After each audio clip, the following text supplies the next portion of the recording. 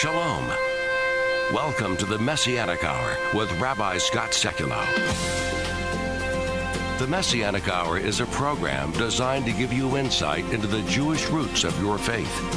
Rabbi Scott is also here to answer your questions and help you gain a deeper understanding of Bible prophecy. And now, here's your host, Rabbi Scott Seculo. Shalom and welcome to another edition of the Messianic Hour. I'm your host, Rabbi Scott. I'm here with my wife, Judy. The show is dedicated to reaching the lost and educating the found. I want to encourage you, you can not only just hear us now, you can actually see us as we record all of our radio shows. You can watch us on YouTube, Vimeo, check out RabbiScott.com or those stations. You can pull up on your iPhone, your Droid, just go to your app stores and pull up the Messianic Hour and check that out. You can also check out our weekly service at BethAdonai.com. Also have apps for those as well. So join us as we share the Jewish roots of our faith.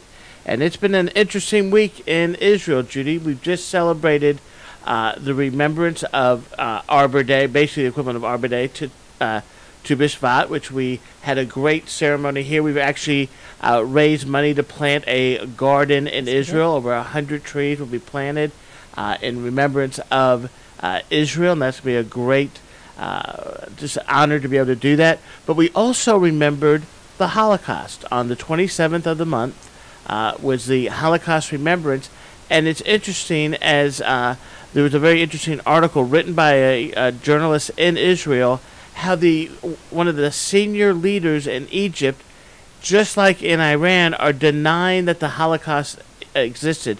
Matter of fact, his quote is, "Oh, those Jews, they weren't killed in the Holocaust. They all moved to the United States."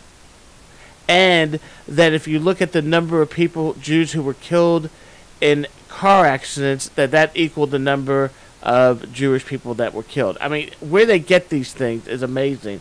But this is the problem when you're dealing with these countries that are trying to give false information and lying. Rewrite history. Yeah, rewriting history. And it's amazing to see how, stupid they look. I wanted to say then, why isn't my family's plot in New York, funeral plot, why is there a memorial for over 200 of our immediate relatives that perished in the Holocaust? Absolutely amazing. And, as we see these things happening, that's why it's important that we remember Israel. And that's one of the reasons why we're looking to go to Israel June 3rd through the 13th. If you want to get involved, please contact us immediately. The deadline for signing up is February the 14th. We have to have the initial deposit in. So check that out. We really wanted you to go with us. It'll be a great opportunity. We're leaving from Atlanta. It's a round trip from Atlanta. All taxes, all tips included. When you see our price, some people say, well, that sounds a little high. But if you look at other ones that sound low, then you got to start reading that fine little print, and then you realize they're actually more than our trip. We don't play those games. We show you everything right there. The only thing you have to pay for that's in addition is your daily lunch, which is normal, and any spending money. So go check that out at RabbiScott.com. You can also mail us at mail@RabbiScott.com. It's going to be a great trip, and we really hope that you consider going with us on this. It's something to remember, and it's something that's going to make your Bible study when you come back home that much more enhancing. And you can also follow us on Twitter at Rabbi_Scott. Check that out. We'll be back right after this looking at Melchizedek. Who is the man? Lead-in song talking about Jerusalem, and we're actually going to be talking about, on this part of the show, Melchizedek, who was the king of Salem. So, and he was also the priest to the God Most High. He is a mystery man. Now, growing up as a child in the Jewish synagogues and in Sunday, we had Sunday school because that's where we went to shul.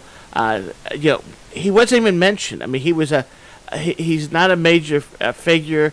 The rabbis are confused about him. You read one commentary, it kind of says one thing, contradicts another. So really the question is, who is this man? In the renewed covenant, we see him mentioned much more, and he's a prominent figure. But it's so interesting to see how he comes into play. So let's dive in. Well, we know that we're up to Genesis 14 now, and we see that Abraham has become this really powerful figure in the land of Canaan where he had settled. God had blessed him with land and animals and servants, and we really see, what a force that he has become. And in this chapter, we're reading about a war that was taking place around the Dead Sea. What's interesting, Joe, I want to jump in real quick. One thing about this chapter is that nowhere in this chapter is God quoted. Mm-hmm. And it's the only chapter in the entire book of Genesis that's like this. And this is one of those chapters you could almost take out parts of it, and you would never miss a skip of Abraham's life, but yet it's so important as we see how it's going to be the Messiah is reflected through almost this entire chapter, and that's what we're going to look at right now. Well, and we see that Abraham, he's still Abram at this time, was brought into the war because his nephew Lot had been taken a prisoner by one of the armies. Right. And I think what's so interesting is, Abram really kind of spur of the moment got a large force together. It's at 318. Well, this was, you can see the size of his household. Of his household now.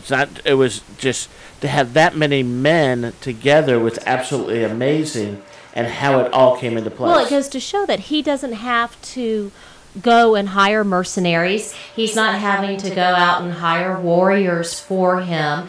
That he has these men at his disposal. Exactly. And so he uses these men, and they send confusion among the enemies, and he is able to overtake these kings. And it's an amazing story to see how it's done. Well, and it's very successful, which just goes on to show, too, that even though, when you think servants, you think these are people out in the field, digging trenches or taking care of the herds. But these were actually, his men had to have been very well trained to able to assemble that quick, and then to, go and make this attack. There had to be something going on there where he actually trained his men also. Yeah, and so Judy, we see this taking place, and Judy's iPad is going crazy right now.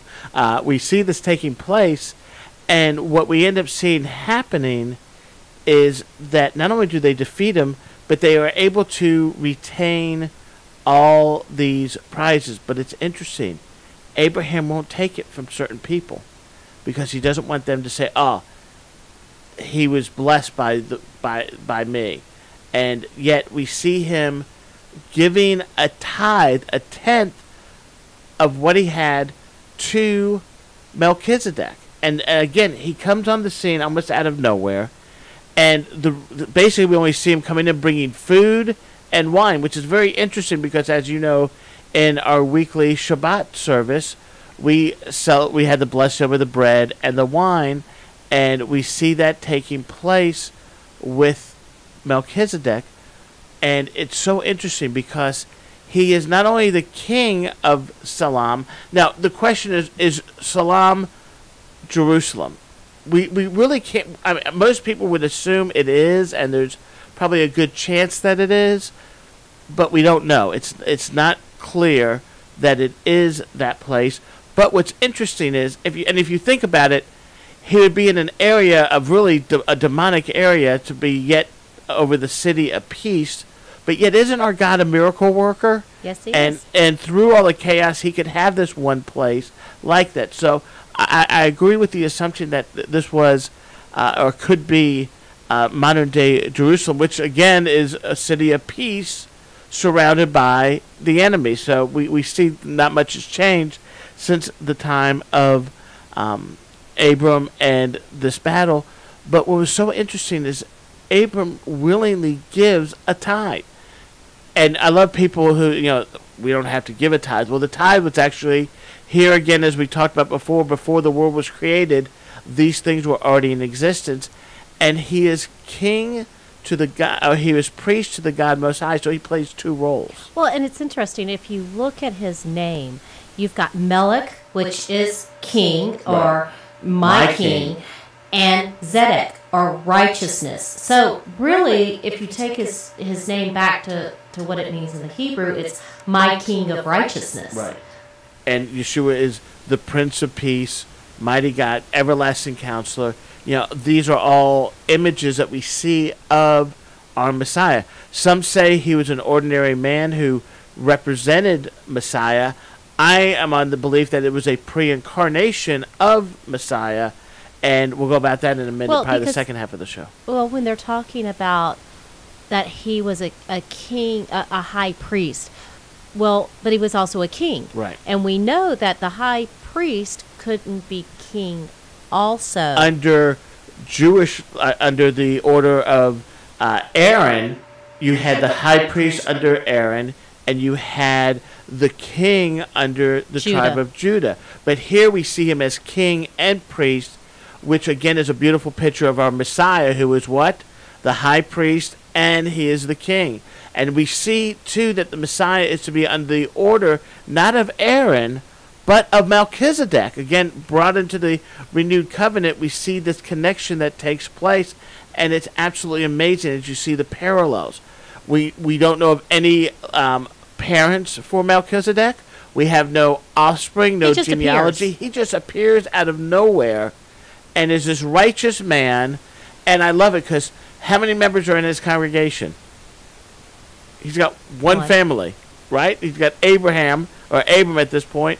It's the only members of his congregation. If Abram doesn't show up for service, he's got nobody. So but it's interesting here how he's chosen to be the high priest, and yet Abram is the one in which the people are blessed and through which the nation is born. So we see here a beautiful picture of how Melchizedek is this pre-incarnate of Yeshua. And I want to talk about that more in the second half of the show. But to understand really what takes place here is we have Abram goes in, takes the land, and is now doing a part of the Torah, giving a tithe of everything that he got to all of the spoils of the war to the Lord. And we see a beautiful way of, people always ask, should I give out the gross or the net? I say, do you want a gross blessing or a net blessing? And really we see here how Abram gave of everything freely to the Lord. Well, and when you're talking about a blessing, we see here that Melchizedek brought a blessing to Abraham. Right. It was both a physical and a spiritual blessing. But I think the point to remember is he did this even though Abram wasn't seeking a blessing. Right. So it shows that there is obedience, if there's blessings in obedience. If we're obedient and we follow the commandments of God, how he stated them, not pick and choose, not doing what we feel like, but if we follow God's commandments, we're going to have blessings that come about as part of our obedience. And by him listening to God and going to battle, many people call it the Dead Sea battle because that's the area that it was at. We see an ironic thing there too. There's death and then there's life in Yeshua. And it's just a beautiful picture of how this all starts coming together and how God places this one little mention in the Torah, but in the renewed covenant, how it's going to play such an important role and how we see him as our Messiah. Again, the rabbis were confused about him. They didn't really understand what this had to do with it. One of the rabbis' commentaries, one verse sounds like he's saying, oh, Melchizedek did something wrong, and the next one he's praising him for what he did do. So we see these connections taking place, but we have to understand that we see our Messiah, as in Judaism they believe before the world was created, Messiah was already in existence. We see him here on earth, and that's what we're going to look at a little more in detail in the next chapter, is how we see these pre-incarnations of our Messiah. Abram wasn't the only one to see this, and how it all comes together. Well, we see that the Brit Hadashah actually clears up the confusion about Melchizedek. Yeah, if the rabbis would only read it, it's very clear. Right. That's right. So when we come back after the break, we're actually going to be starting. You'll be talking a little bit about the book of Hebrews, so we hope that you stay with us with that. Again, I want to encourage you, go to our website, rabbiscott.com. Sign up for our newsletter. You get a free book, I Have a Friend Who's Jewish to You, and the prophecy card. Remember to sign up for to follow us on Twitter. I Tweet on Twitter. Yes. So check that out at Rabbi_Scott. We'll be right back.